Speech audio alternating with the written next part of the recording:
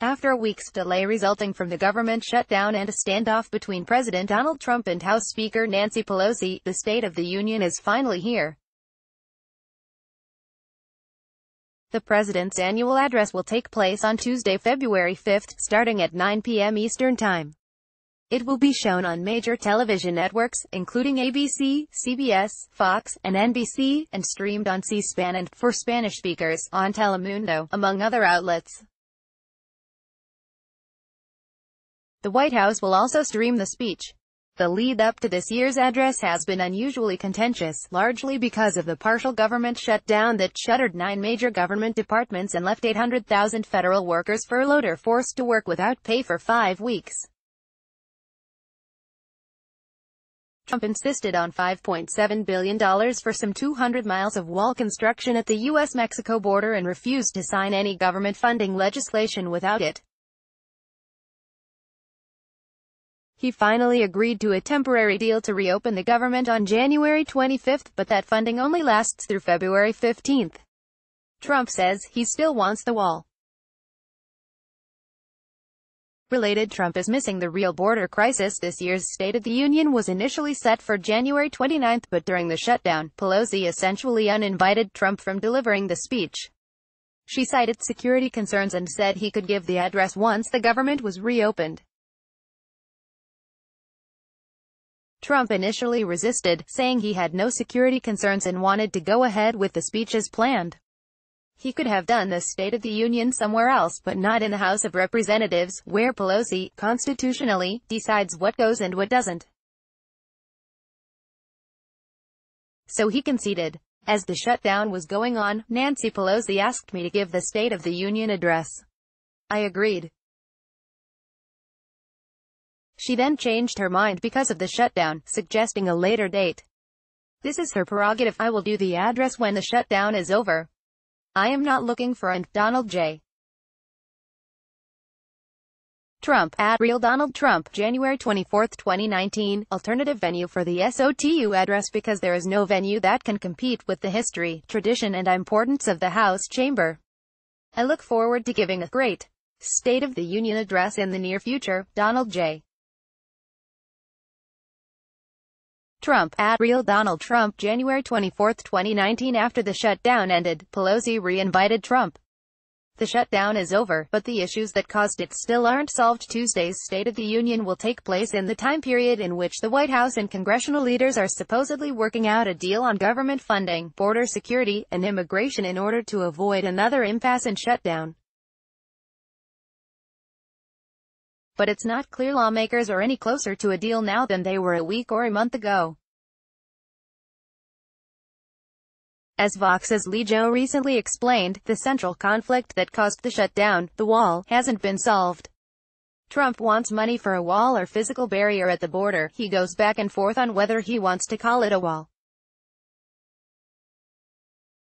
Democrats say it's not happening.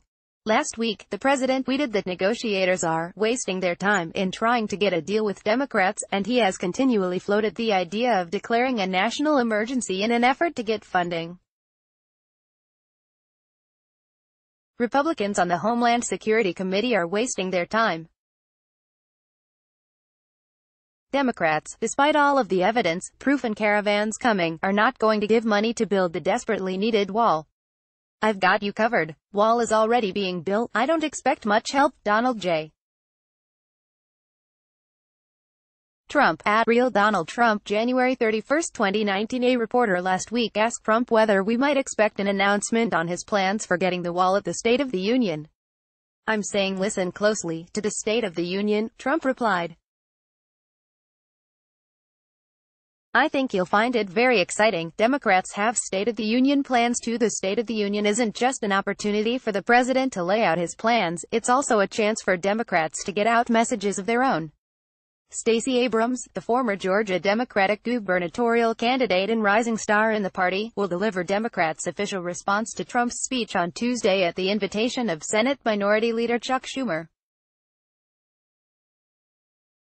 And the House Democratic Women's Working Group has invited female members to wear white as a symbol of solidarity and a nod to the suffragists.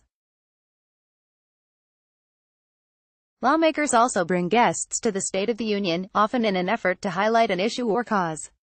This year is no different. A number of congressional Democrats will bring transgender people with military experience to the speech in protest of Trump's ban on transgender people serving in the military. Others will bring immigrants, including Rep. Bonnie Watson Coleman, DNJ, who has invited Victorina Morales, an unauthorized immigrant from Guatemala who worked for 5 years as a housekeeper at Trump's New Jersey Golf Club. Rep. Alexandria Ocasio-Cortez, DNY, one of the most high-profile new members of Congress, has invited Ana Maria Arcla, one of the 2 women who confronted then-Sen. Jeff Flake, RS, in an elevator amid the debate over Brett Kavanaugh's Supreme Court nomination. Visit Ana Maria Arcla 2, DNY 14 Churro that will be accompanying me to the State of the Union tomorrow. She wasn't planning on leaping into that elevator ahead of the Kavanaugh vote, but after hearing the stories of survivors across the country, she went in. A defining moment. https://t.co/j4j8xe4n, Alexandria Ocasio-Cortez, at AOC, February 4, 2019. Trump will talk about choosing greatness.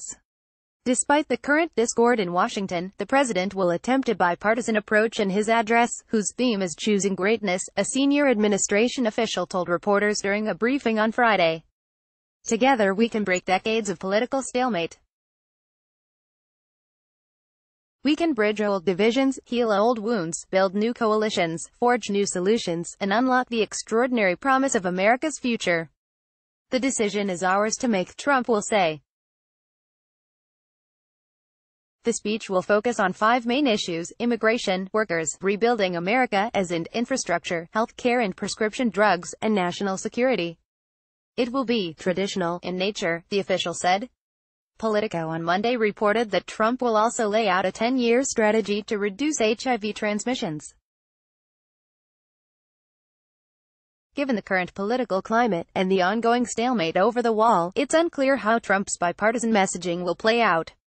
But he's going to try it. Dylan Scott contributed to this story. The news moves fast. Catch up at the end of the day. Subscribe to Today Explained, Fox's daily news podcast, or sign up for our evening email newsletter, Fox Sentences.